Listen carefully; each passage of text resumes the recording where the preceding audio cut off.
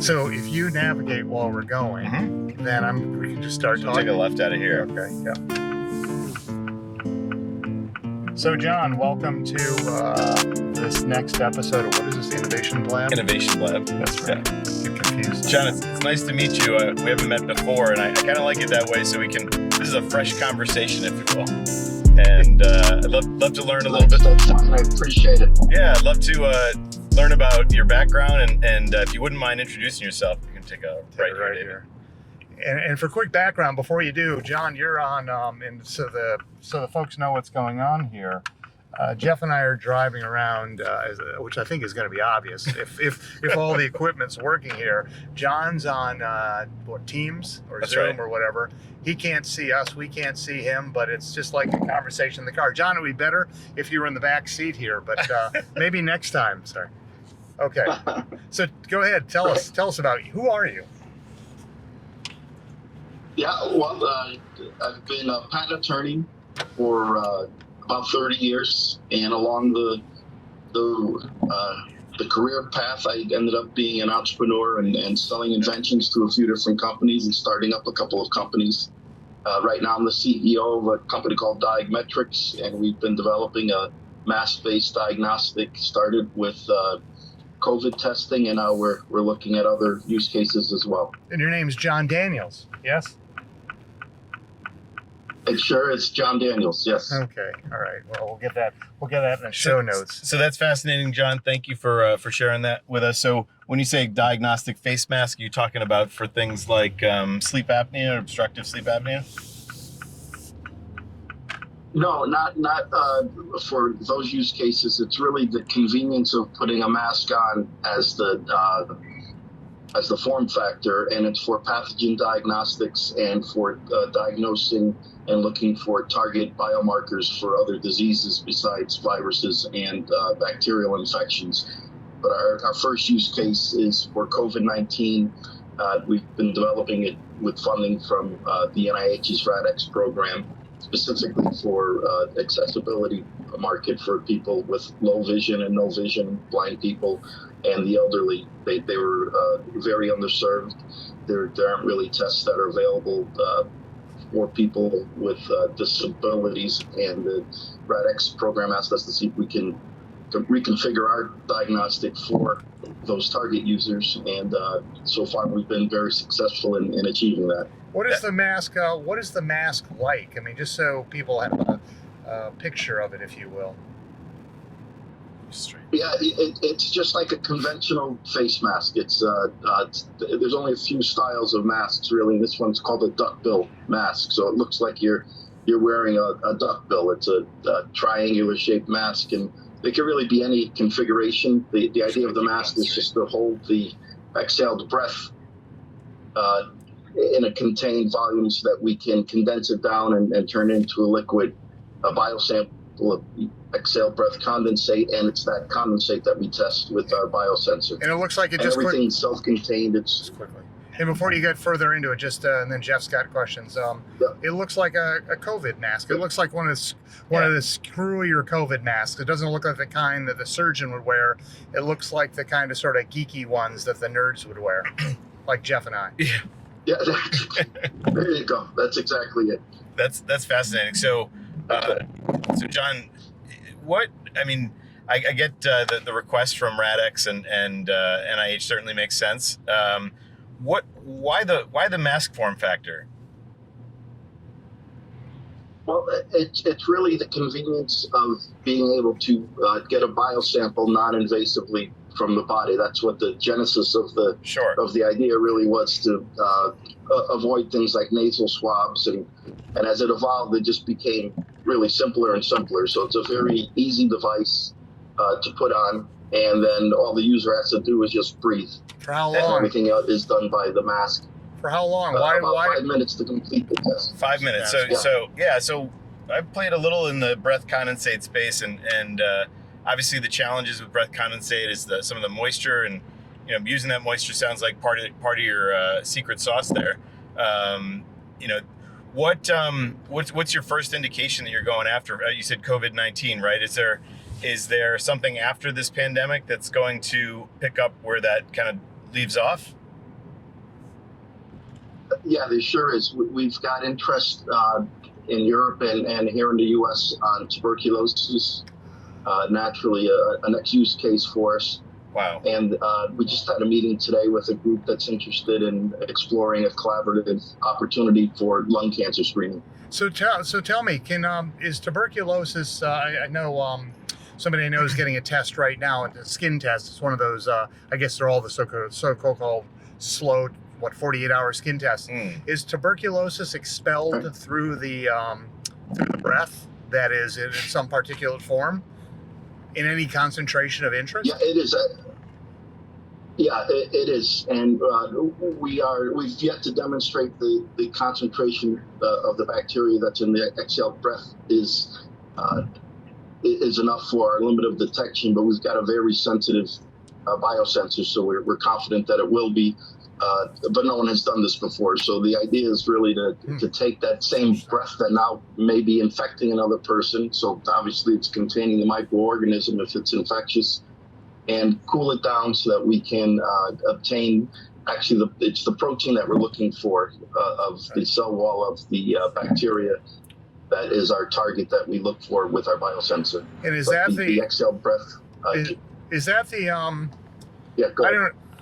I gather tuberculosis is contagious. So that's what I hear. I think that's why they have the sanitarium. Yeah, it's highly contagious.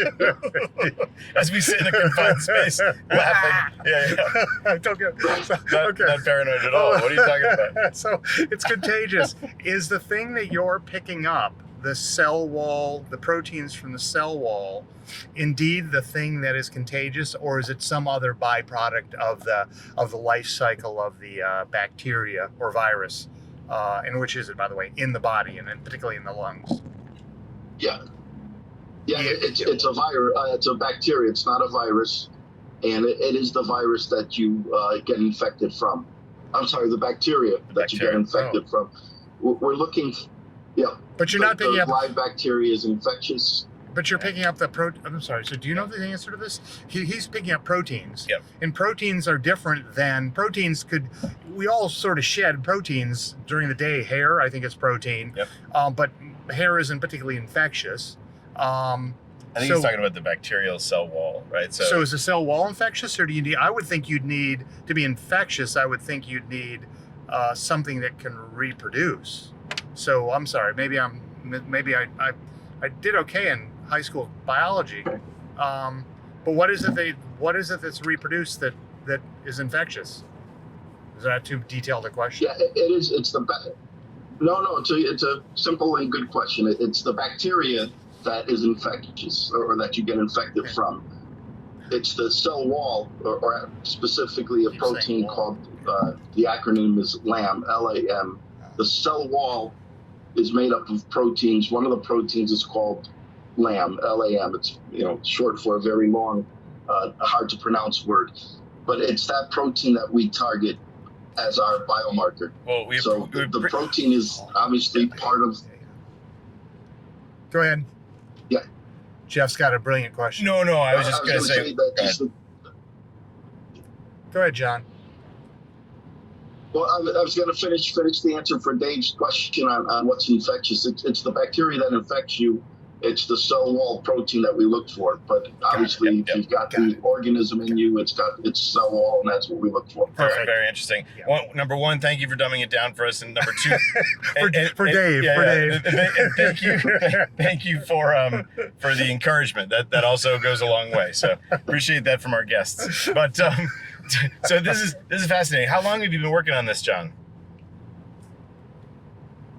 Since 2020, so just at the beginning of the pandemic. It was actually, it's a little bit of an interesting story. I had my father was really on his deathbed in Florida. One of the first people, in fact, he was the first person on the west coast of Florida to be admitted into one of the hospitals there with COVID. Yeah, he was really sick. My mother, obviously, it was just the two of them down there. And she said, he's not looking good. I can't get him to get out of bed, et cetera, et cetera. So this was just when they were, really unknown what we needed to do to protect people and and there was literally nobody on the airplane with me on the flight down from Connecticut. And when I got there, my father was indeed very sick. I got there late at night. In the morning, I brought him to the hospital, and they had just started setting up the protocol. So they put him into a wheelchair, and then they just took him away, and they wouldn't let me go in. It was just, just all of a sudden a complete transition from me pushing my father around, walking my father around, getting pushed in a wheelchair to having them take me and pushing me aside, saying nobody can come into the hospital. This is an unknown situation.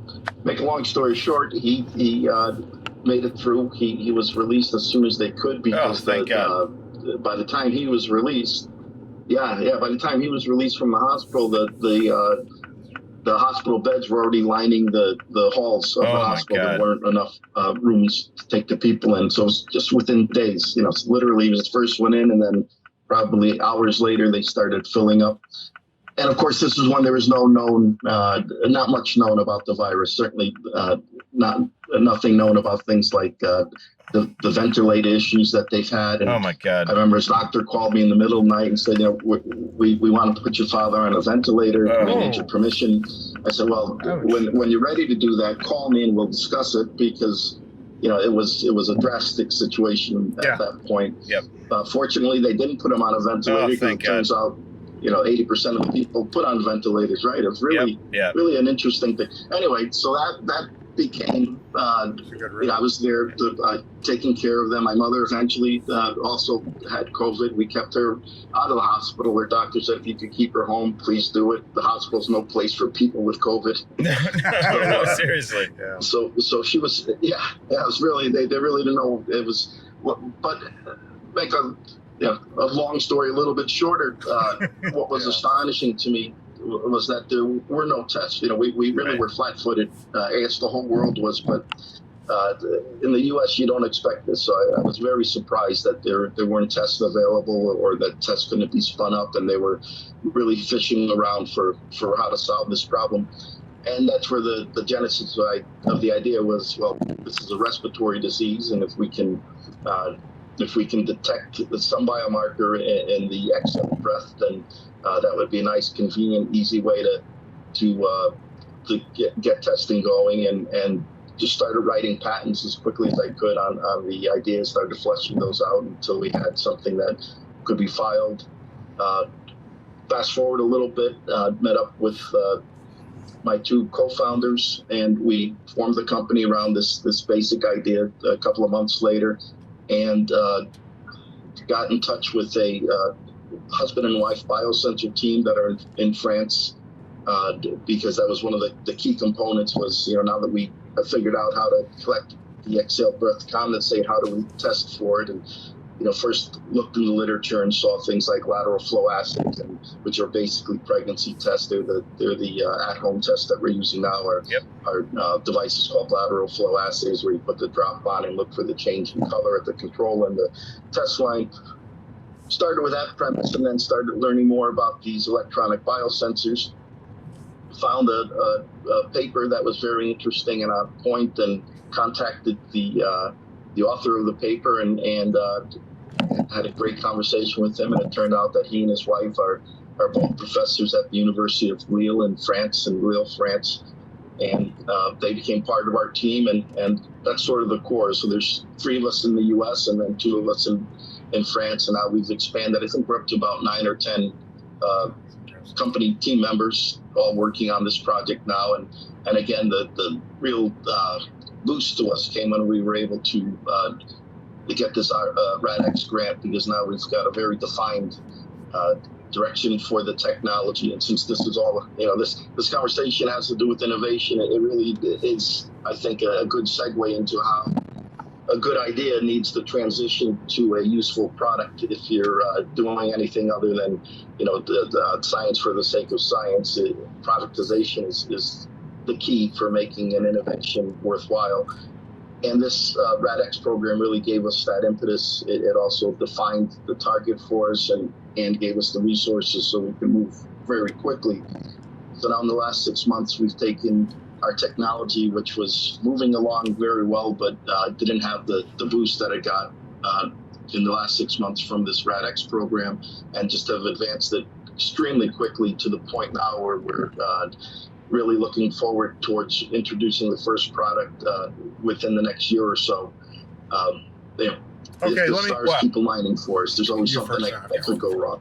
Wow. Go ahead, Dave. No, that's impressive. I appreciate you asking the questions for us and answering them too. But that was good, John. That was really good. Yeah. No, we're just gonna sit here. It's all about us. Yeah, first, not you.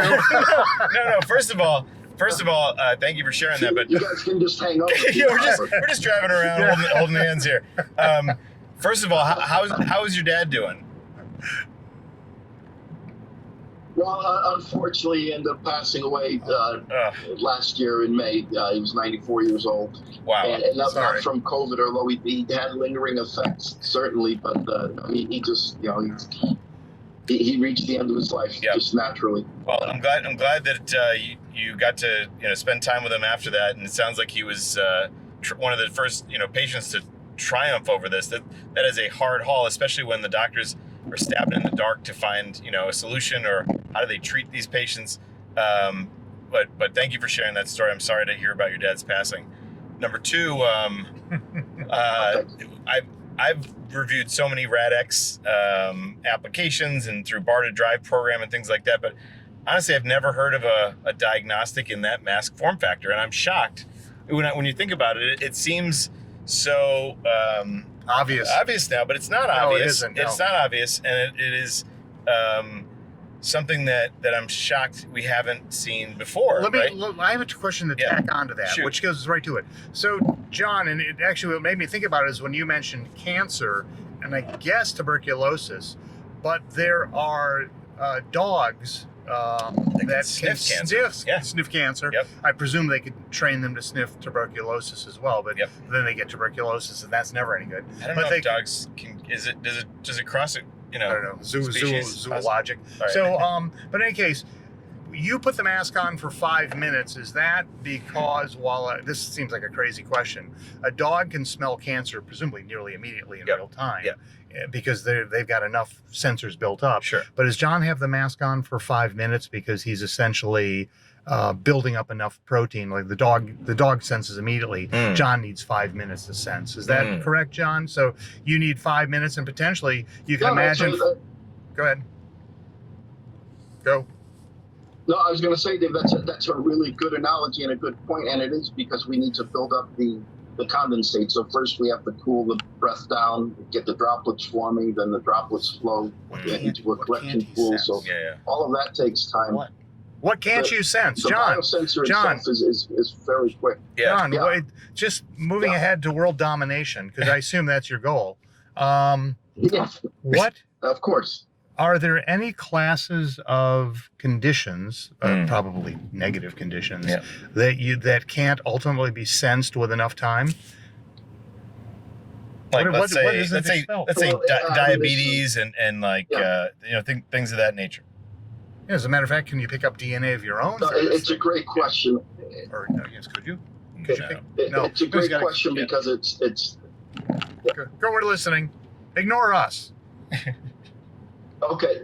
No, that's fine. I was going to say it's a great question because that's where we are as a company now. Is we're looking at the next use case. The COVID market is just very crowded. All these companies that sprung out of nowhere and have got products on the market. We're fortunate that we've got a niche product, so that gets us a first product that we can enter the market without much competition for the accessibility end users. But for other use cases, we're exploring those right now, and tuberculosis is one of them, as I mentioned. But conceivably, our biosensor, which is increasing in sensitivity very quickly, that's sort of our frontier right now. With the right capture molecule, it's a capture molecule and semiconductor biosensor, I guess, pair. You can look at the pair of those technologies together. The capture molecule can be designed for just about any chemical material. Okay, so let me ask what else can you detect. Well, let me interrupt. Really, just to finish the thought, Dave, because it's Okay, go ahead. Go ahead. Oh, okay. So let me ask Jeff, and then get back to you. So the famous company Theranos, Theranos. Yeah. So the reason Theranos did so well, number one, it was blood testing. Number two, there was the vision that you could do it in a single drop, which is a lot easier than collecting a small sample. But that's not so much disease. I mean, it can sense disease, but it was more likely when you test blood, you're looking for overall chemical levels of the various components of blood, not just chemical levels, but the levels of various components. John probably can't do that. Correct, John? You can't ultimately sense what's in blood because blood's not ultimately exposed enough via the Respiratory system. Yeah, correct. Is that correct, John? Well, no, not for future. If we're looking towards the future, right now we're looking at exhale breath condensate. So of course the biomarker needs to be in the exhale breath condensate. Yep. And the reason it works so well with our system is we've got the combination of a very clean biosample. TBC exhale breath condensate is almost 100% water, so you have very few what's called confounding molecules. Blood is full of confounding molecules and cells and all kinds of things that are in blood. But what we're seeing, and very encouragingly, is that the sensitivity of our biosensor is very, it just gets better. It's just very sensitive now. It should get increasingly sensitive. It's also very selective, meaning that you don't pick up stray molecules and things that you're not targeting in your signal. So you get a very nice, clean signal, easy to detect because of that. So Theranos, I think, they had a concept that did make sense. They probably didn't have a technology. Obviously, they didn't because of all the fallout from that. But in concept, when you think about things, how small a molecule is compared to a drop of blood, there's a trillion molecules in that drop of blood. So there's plenty of material to look for. The challenge is fishing through all of that material and finding the target that you're looking for, and that target needs to be in enough concentration that it sets off your level of detection. Exhaled breath condensate, again, is very clean, so that drop of exhaled breath condensate is going to have fewer of those target molecules typically, but it's going to also not have a lot of the confounding molecules involved as well. As we advance our technology, I think we're going to see that we can do biosensing with different samples.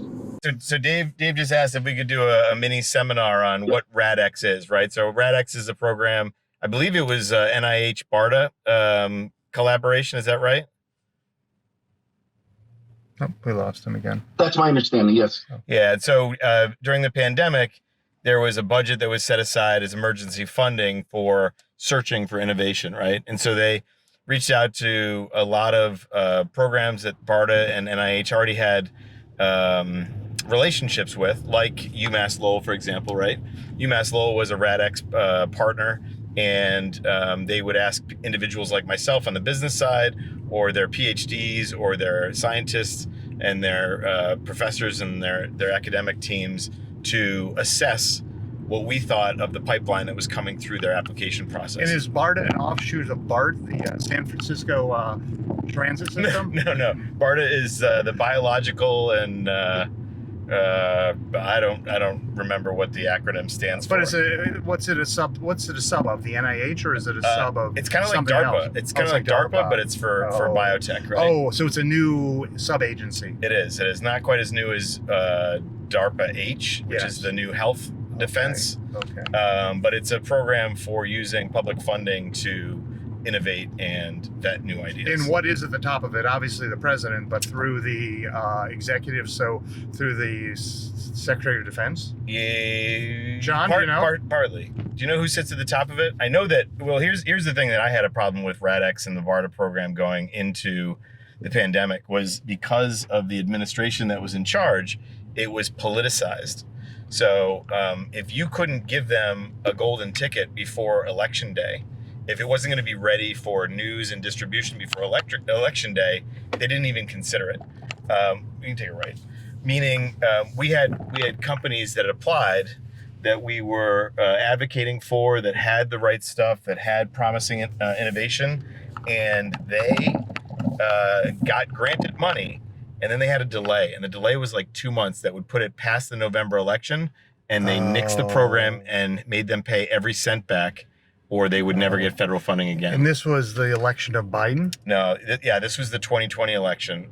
So if it wasn't ready before the 2020 election, it didn't exist. You mean the fake election that didn't occur? The one that was quote unquote stolen. Oh, right. So, but it was used as a political weapon, and what I was so proud of in that moment was that his name escapes me, but we can edit it in post. Who is it? Rick. What is not Admiral Rickover? No, not Admiral Rickover. His first name is Rick. He was the secretary or the director of BARDA at the time. Oh, okay. And he was a lifelong biotech professional, brilliant scientist, pragmatic, but really running the program well. We'll call him Rick Bart Simpson. Sure, no.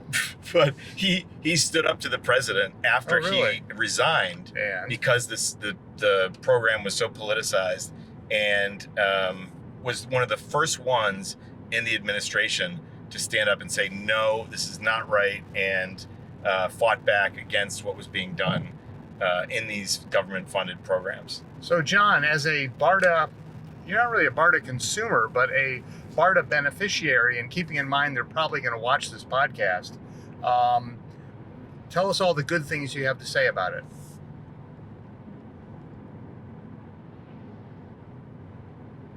Yeah, well, first, this is enlightening what I just heard, and I suspected as much because we saw a lot of LFAs come out, a lot of technology that was Me Too come out of BARDA, and when it was first. Keep going. We're keep talking. We're seeing some beautiful houses up here, so we're just commenting in the background. That's where the story Little Women happened. Oh, really? Okay. Oh, good. Keep going. Sorry, taking them through historic Concord right now. We're traveling through the national park. Keep going. Oh, nice, beautiful. When they made the announcement, in fact, Dave, you sent me the first link for BARDA, and then that led us to the RADx program. But it was billed as the Manhattan Project for Diagnostics. Oh, and so I'm thinking, well, boy, we've got exactly that. This is a moonshot technology that really deserves to be explored during this pandemic, and the lack of that's available. We can really make something happen here. And it was not, you always think your baby's the prettiest. So I thought we had the prettiest baby, and why wouldn't RADx be selecting us when we see they're selecting a lot of companies, or later on we found a lot of companies that were selected were really doing the same basic technology over and over. Now, what Jeff said makes a lot of sense, because those technologies were going to be ready sooner because they were all Me Too. It's really just a matter of finding the right reagents and materials and putting it onto the tried and true LFAs that have been around for decades now for the home pregnancy testing and others. Yep. Makes it 100%, but it shows you, the well-intended program can be bastardized very easily, and if it's politicized, it really becomes something that it's an unfair playing field very quickly if that's the case, and it sounds like that's what happened. 100%, that's what happened. My understanding is for the program. Sorry, go ahead. Yeah, wow. Go ahead, John. So to get to the benefits of being part of the benefits of being part of this BARDA program, for us it's been really night and day from a company standpoint. I think we would have continued to progress. I know we would have, because we have a dedicated team, and the technology really is compelling enough that we would have continued to be able to attract the funding that's necessary to keep the technology moving. But as you guys know, funding is it's a lifeblood. It's everything when you've got a startup, and if your funds start to dry up and you start spending more time raising funds, then your company or your technology development is going to suffer. And that's one of the things that had always concerned me. Once we got into the BARDA program and we had a set amount of funds and a very well-crafted, in fact, they spent literally weeks and weeks with us on a weekly basis, and we were working on a daily basis to craft this project plan. And between the project plan and the available funding, we just had a roadmap to really march forward. So it's from an entrepreneurial viewpoint, it really is a blueprint for success when you have that combination of forward thinking before you start to spend a dime forced on you by, in this case, BARDA and RADx, and the assistance of the resources of RADx to help us craft that plan and hire the right consultants and other vendors. That made all the difference. And I think, so when you talk about the benefits of being part of the program, it's the benefit, obviously, of getting an influx of capital, milestone driven, is a huge benefit. But even more to the point, I think, is that organization around the successful plan and really forcing the issue where an entrepreneur that's forced to somewhat fly by the seat of their pants. You don't get an opportunity to really think through as carefully as we were forced to. What does the government get out of this? Do they have equity in the company? Do they have march-in rights on your IP? What do they get? Yeah, none of those. Nope. They get completely access to our technology, and we get a first right, completely non-dilutive, and if all goes well, we get a first customer, being the U.S. government, that will distribute our product for the to the target market. Just a little contract, small contract. But so I just want to correct myself. It was Dr. Rick Bright, PhD in immunology. He had been the director of BARDA for over 9 years and gave up an amazing career in BARDA to stand up for what was right. And the integrity that just oozed out of this man was incredible. So if you're looking for an interesting story, look up Rick Bright's resignation, the letter that he wrote, the press conferences he did afterwards, and a real hero in the beginning of this pandemic. And I have to say that that's awesome. I definitely will look that up. Yeah, and the team at BARDA and RADx were amazing. We would bring companies to them to evaluate and spend time with, and they really did dedicate the time. What an amazing group of professionals coming from a lot of different backgrounds to jumpstart this initiative in the beginning of a pandemic. Made me feel like not as helpless, but also that individuals can contribute to these large government programs. Did it make America great again? I don't know about that, but we did come up with a test. We did come up with the vaccines. We did, the technology that went into it. I'd love to see the scorecard of RADx after all those years, and what were the ones that became commercial products or did it relate to what is his name? Jared Kushner was heading up some space shot thing of his own. Remember that? I don't think that's why he got the $2 billion from the Saudi Arabian. No, it was not that. But there was another rapid program under the Trump administration that may or may not have succeeded in anything, and that was not BARDA, obviously. Which way am I going? You're just going to do a round, and we're going to go right back where we came from. Okay. This is where my son goes to school, by the way. Speaking about innovation, this is Minuteman Technical Vocational Regional High School, and he's studying programming here. But what an amazing asset for these towns! Neat. Brand new system. So, do you recall, John? Do you recall the Jared Kushner rapid development program? Which I don't know that it came up with anything, but I don't know that it didn't. I just don't remember. Do you remember that, John? Yeah, I think he was on a task force, or led the task force for the PPE, the protective equipment. That's right. It seems like and then the vaccines as well. I think there was a lot of successfully produced the vaccines, but there was a lot of give and take for that. And I think Kushner was sort of central to those things. And there's some stories about his buddies and his frat buddies from Harvard were all part of a cabal that decided who was going to get what, that sort of thing. No way, that didn't happen. Not to get too political. I don't believe it. Yeah, but the interesting thing is, on a very positive note, this Make America Great Again, I think the RADx program is really a shining star in that regard, because it really does show, just as you were saying, Jeff, this collection of people that were brought together for the RADx program. At least from our perspective, we've only been exposed to a handful of people, but they are just top shelf, dedicated people that are real.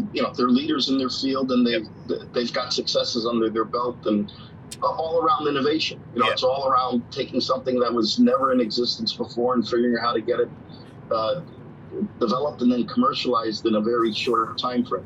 I want to get back on a medical device. So I want to get back everything against it. Hold on, Jeff, John. I want to get back to Jeff's comment and yours, maybe the two of you can. I didn't quite. Jeff made a funny comment here about a small contract, and I have to assume that was said tongue in cheek. Facetiously. Facetiously. What is it that BARDA or the U.S. government will get? You said they'll distribute your product, but they're not going to distribute it for free. You're going to make money. Oh, straight through. What is it that are you going to sell them this for exorbitant profits, which would be good for you? How does that all work? Well, no, unfortunately, there won't be exorbitant profits, but there'll be a first customer. Hopefully, this is all to be, happen in the future, and we've got to keep it, as they say, the stars aligning for us. But there's thresholds. But in the end, in the end, the government, I think, is likely to purchase our product if all continues to go well, so that they can distribute it during the flu season, and now it's the COVID and flu season, so that people that have these disabilities that aren't served by the conventional at-home test can have a solution. And so it's a small market. Yeah, and so this is like a great opportunity for a small startup, but a large company is going to ignore it. Yep. So this is like having a strategic partner, but in this case it's the government. They're strategic in the sense that they may ultimately be a customer of yours, but there are no strings attached. And unlike a typical strategic partner, they're not taking equity or other interests. So this is in many ways the best strategic partner on the one hand. On the other hand, it's a tough contest to win to get where you've gotten. It's almost too good to be true. So what am I missing? Well, they're from the government and they're here to help. So I mean, it can be a slow process as well. As much as they want to kickstart things and get things going, it still does take quite a while, right? I mean, John, how did you find the experience in terms of expediency?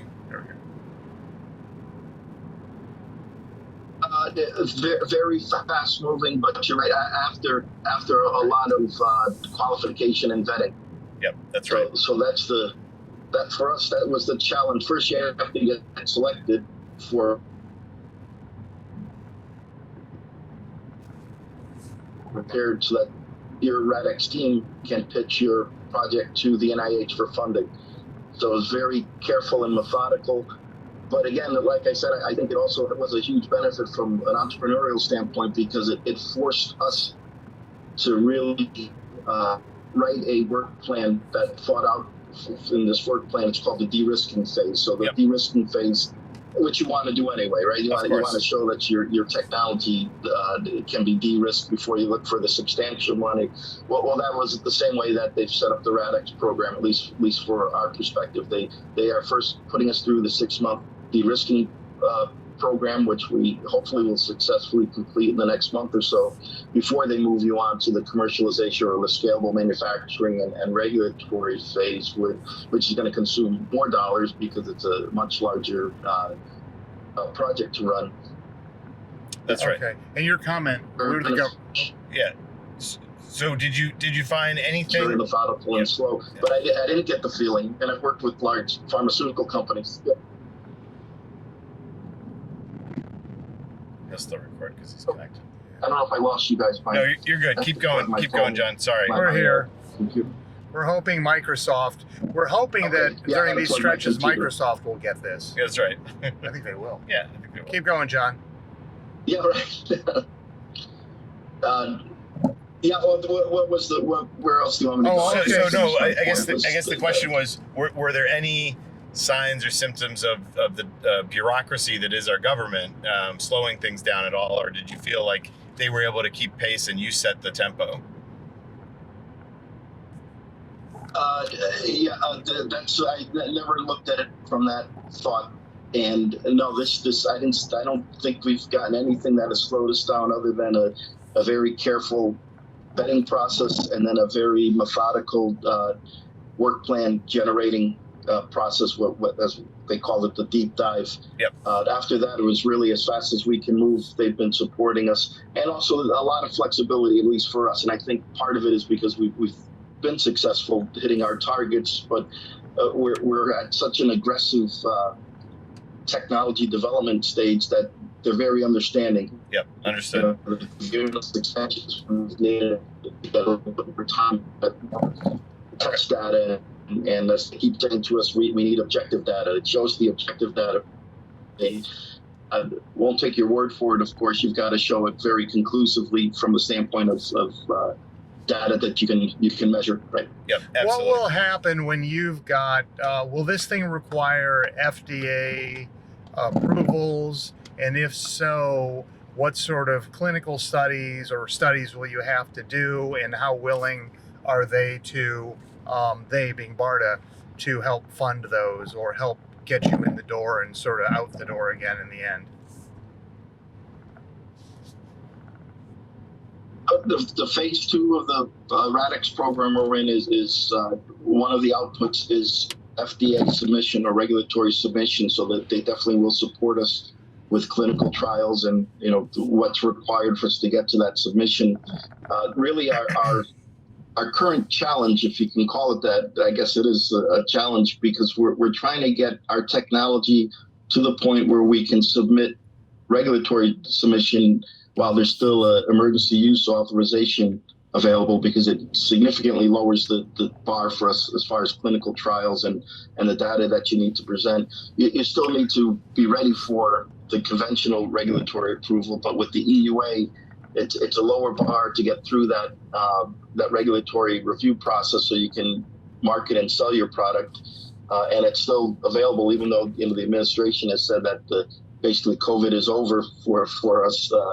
They still recognize that the EUAs are still important, because especially from our perspective as a diagnostic company, the testing devices still need to get out there, and they're still supporting it with that EUA status. So at this point, are we, is it going to have, I don't want to say an impact, but is it going to, are we doing this for the next pandemic? Are we doing this for the next problem? Is that the investment here? Or is this, No, for, I mean, COVID is going to be endemic, right? It's going to be here for a long time. We're always going to need these tests. And then follow up that with, my brain keeps thinking about the cost of this, right? Is this, how much does this add to the cost? Is it basically like paying for a mask and a lateral flow assay test? What's the cost per unit? Or the intended cost, I should say. Yeah, it broke up a bit, but we expect our cost for this product that's built for accessibility. So we have some added electronic cost. A speaker, for example, is relatively expensive, and a voice module, because that's how our interface works. Yep. So the cost is going to be about $10 to $12 for our cost to make the product. And then when we can strip away for other use cases the expense of the speaker and the audio components, we're projecting we can get the cost down to about $7 or lower, and that gets us cost competitive with other testing devices. But for this niche market, they need a little bit more than the simplest of the minimalist construction, and that's where the added costs come from. Let's go to Will your mask for the $7 or the $10? Oh no, that's the cost. That's their BOM. That's right. Well, I'm sorry. Yes, so, it doesn't matter whether it's your cost. It'll go out. You'll market it for much more, but that's a different issue. But does the mask you have in mind actually produce result, or does it merely collect sample? No, it's self-contained, produces the test result. Yeah. And what do you walk around if you put the mask on? Say these things become well known, and we start seeing them in the grocery store, the tea or the grocery store or the subway system up here in Boston. And people are wearing these duckbill things. Will the end of it turn yellow, like, oh, that person's got COVID or that person's got tuberculosis? So it'll be like a little visual indicator to everyone else to stay away. Isolate. Stay well. What's going to look? A little red light? What's going to happen? What's coming out of that speaker? Yeah. Caution. Danger, Will Robinson. Danger. Interface. Pardon? Say again. So, you're asking about the user interface, and of course, as I mentioned, we have a direct electrical signal. That means we've got a digital signal that we can transmit wirelessly. For example, use a cell phone as the interface, or we can send it off with using the cell phone again as a relay to a collection on the internet, to a server, and then you can collect a lot of information from a lot of people and then start doing analysis on those big data sets. The spoken word interface that we've developed now for the accessibility market, our expectation is that it'll be used at home by people with low vision or elderly or blind people, and typically they'll be in a quiet setting. So we put our volume at the right level for that use case. It's not something that you'll be seeing people wear on the subway and hear, an audible announcement that they've got COVID. But with that flexibility, I mean, yeah, we can make that interface as simple or as complex or as featureful as needed or as the application warrants. So that gives us a lot of flexibility in our cost structure as well, because the interface is the costly part right now. The biosensor is surprisingly not that much money. The detection electronics are very straightforward. There's nothing exotic.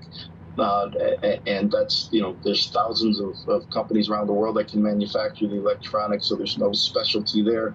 The collection system, as we worked our way through this de-risking phase, we really just kept making it simpler, kept getting the materials to where they need to be, and ideally for the production that we're looking at, which is reel-to-reel or roll-to-roll production, we want to start out with flat materials, and we've been able to achieve that. So, everything is conspiring for a low-cost disposable device without too much expense. How small? For example, with can you make this? I don't know what you call an earring that goes in the nose, so I'm going to call it a nose ring.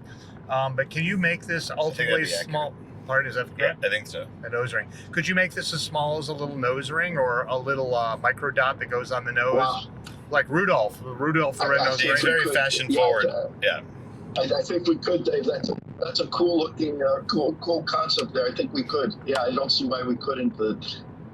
There's not much, usually a battery is what you have to worry about, right? And there's not much. Well, now we're gonna have to scrub this and put it in the claims. For a device. Well, I think what I had in mind was there was a time, John, you might recall, early in COVID, companies were advertising, a card that you would wear on your side that indicated your COVID status, and when you passed other people in your company, somehow the two cards would communicate, and I don't know what they did. Maybe they told you to stand back, Will Robinson, or whatever, with COVID people, but I could imagine everyone wearing little nose rings with their various health statuses. The ring would be green, which is you can get close, yellow, which is, well, keep like 3 feet, or red, which is make it 6 feet or further, buddy. Highly infectious, Debbie. Yeah. Yeah. He's not jumping up and down. Well, this is an interesting time to be developing this technology because things are moving so quickly, and also the healthcare systems are becoming, or have become, very receptive to what is very logical. Keeping people home, remote patient monitoring, not bringing somebody to an emergency room because they've had a stroke, but trying to look for the symptoms pre-stroke and have some intervention at the doctor's office that you can schedule. Yep. All of these are happening, and they're happening because of the infrastructure that exists, the wireless network, the internet, and the ability to communicate with all kinds of email, text, and all kinds of way of signaling information to medical providers and your doctors, and collect that information. It's all happening at once. I think it's been possible for probably a decade now, but the pandemic really created this force of nature now, where the healthcare systems throughout the world are realizing the value of remote patient monitoring and keeping patients at home if you can. And so now the insurance companies, I think, are going to start picking up on this as well, that it's better to be proactive instead of spending, $200,000 on a reactive heart attack. You spend $20 or something, or a couple of $100 on a proactive test to see if somebody might be or heading towards a heart to be, instead of waiting for the event to happen, for the tragedy. Yeah, that's right. It's interesting you mentioned that, John. I recently had a chance to meet at the Canadian consulate Susan Moffat Bruce. She's the new president of Leahy Health, and she was talking about their new program that they have, which is called Hospital at Home. And they benchmarked a couple programs around the country, but they were, getting patients to come in, and because they're overbooked or they just don't have any room, they would send them home with a vehicle that would set up a hospital room in their house, and they would track and remote patient monitor those patients for things like, congestive heart failure or stroke or other things, so that they could, or maybe even just simpler things, but so that they could, spend their time caring for those patients.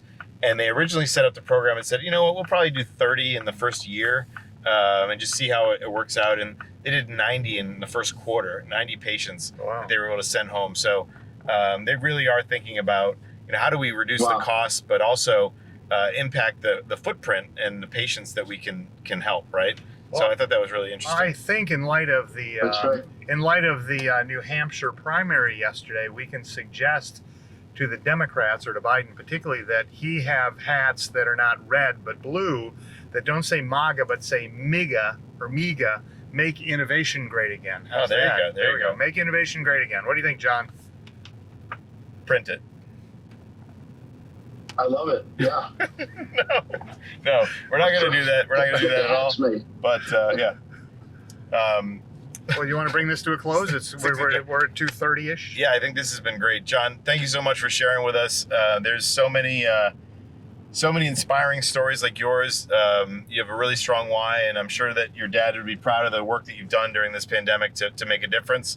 I think that it's important to recognize how these programs benefit startup companies and help them get off the ground.